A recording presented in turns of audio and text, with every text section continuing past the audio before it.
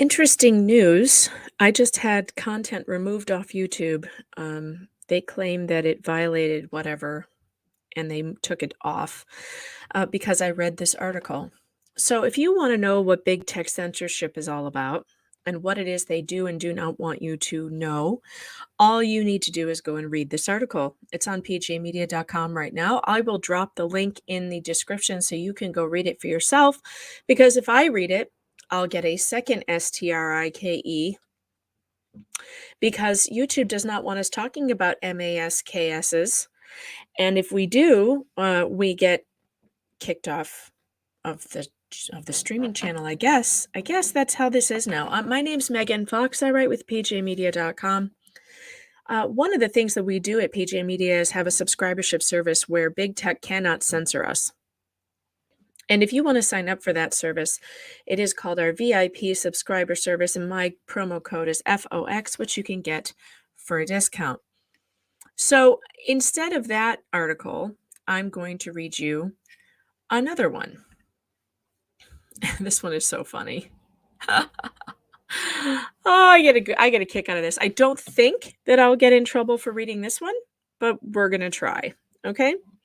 As you can see, by the way, over on the right-hand side of the screen, the other one that YouTube doesn't want you to know about is trending number one on PG Media right now.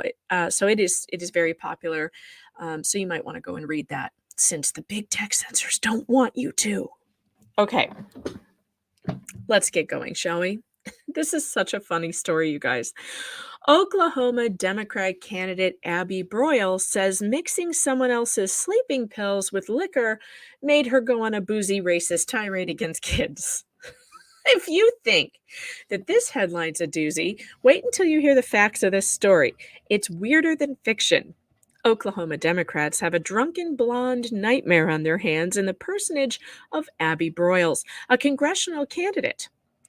Nondoc.com, whose motto is "The news is bonkers, journalism conquers," had an incredible expose on the Democrat candidate Broyles that seemed too crazy to be true. A Valentine's Day weekend sleepover party for tween girls that included watching the film Titanic turned bizarre and tearful after parents say Oklahoma 5th Congressional District candidate Abby Broyles allegedly became drunk and berated some of the children in attendance. According to multiple accounts of the evening, Broyles became intoxicated and spoke derogatorily to some of the girls.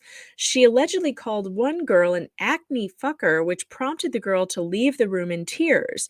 Broyles allegedly called another girl you can read that. I'm not reading it because if I do, and YouTube will get me, so I'm not reading that out loud, but you can read it. It's right there. And another, a judgy fucker. At one point, Broyles allegedly vomited into a laundry basket and onto one girl's shoes. The story broke when one of the mothers of one of the victims, Sarah Matthews, took to Twitter to tell the story. And she wrote, "Since it's been 5 days and you have neglected to reach out to any of the young ladies, 12 and 13-year-olds, including my daughter, you verbally and emotionally abused last weekend, I thought I would give you a chance to try to apologize at a minimum here." And then she had like 4 other tweets discussing it. Things got worse for Broyles from this point on when she denied being at the party to NonDoc and claimed that she was out of town. "I saw the tweets," Broyles told NonDoc. "I have been out of town on a fundraising trip, and they are awful and offensive and false," she continued, digging the hole deeper. "I mean, I get trolled on Twitter all the time, but I don't know these women, and I don't know what's behind this, but it's just not true." But NonDoc had the receipts, including photographs of Broyles at the party. NonDoc also obtained 2 photographs of Broyles, a picture of her drinking wine in a kitchen next to 2 girls, and a screenshot of her in a TikTok video posing with 4 girls, 3 of whom are wearing matching pink pajama outfits adorned with hearts. "I don't want to talk about. I mean, this is ridiculous that it's becoming a thing," Broyles said. "This didn't happen." Broyles went on to blame this attack on her politics and tried to bully the website into dropping the story. "I'm running for office. You don't think this is a political attack?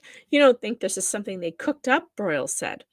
When asked if she meant the little girls had conspired to harm her campaign, Broyles responded, "They're moms. I mean, I don't know," Broyles said. "I have no idea.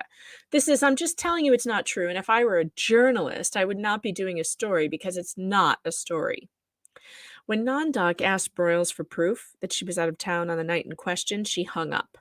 Nondoc spoke to one of the children at the party who described Broyles' shocking behavior. We were all sitting around, and she was just going around in a circle saying rude things that would end with fucker and saying fuck you to all of us. Really rude things, the 12-year-old said.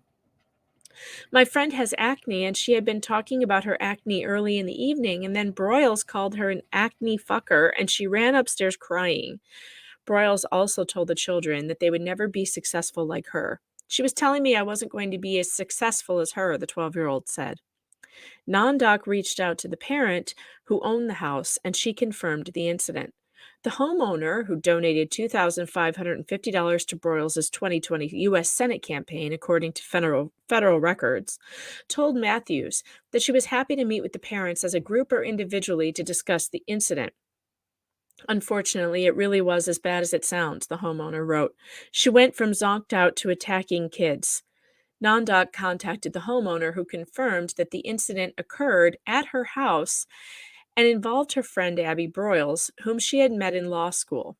The homeowner asked not to be identified. Broyles then went on KFOR and pretended like she didn't tell Nondoc that she was out of town and went with the I took someone else's prescription meds and mixed it with alcohol defense. Broyles told KFOR, "For years I have struggled with stress and anxiety and insomnia. I took the bar exam on 2 hours of sleep, and she knows that," she said, referring to the homeowner and host of the party. "And she gave me medication I had never taken before, and I had an adverse reaction.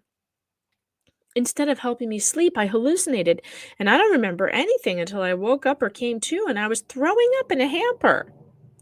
Isn't taking someone else's prescription medication illegal? And for some reason, the tweet's not showing up. Hold on, because this is a hilarious video. There it is. Okay. Listen to this.